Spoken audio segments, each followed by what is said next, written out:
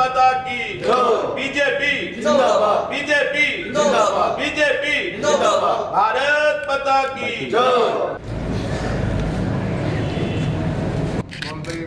वंदे मातरम।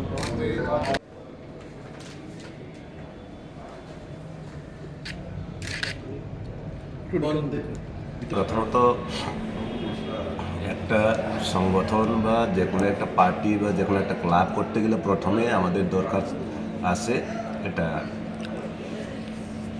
সাংগঠনিক প্রক্রিয়া যেটা করতে হয় সেটা হলো আমাদের কমিটি।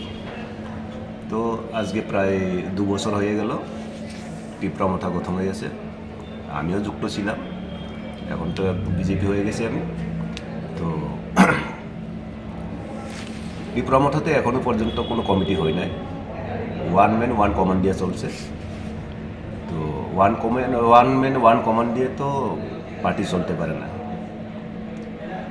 তো আমি মনে করি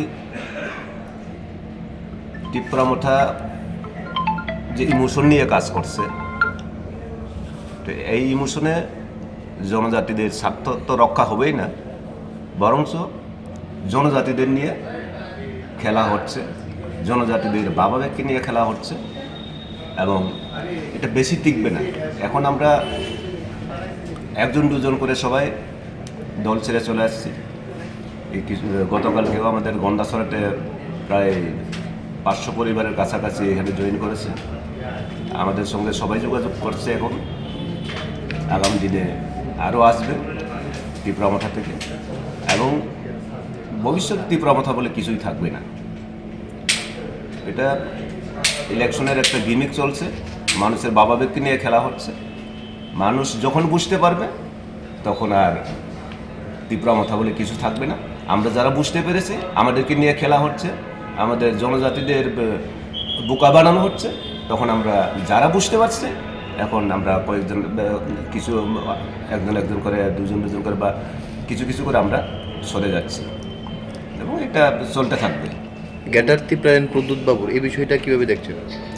গ্রেটার ত্রিপুরাল্যান্ড তো আমি আর কি বলবো, উনি নিজেই তো কোনো ডেফিনেশন দিতে পারছেন না। কোনো সময় বলেন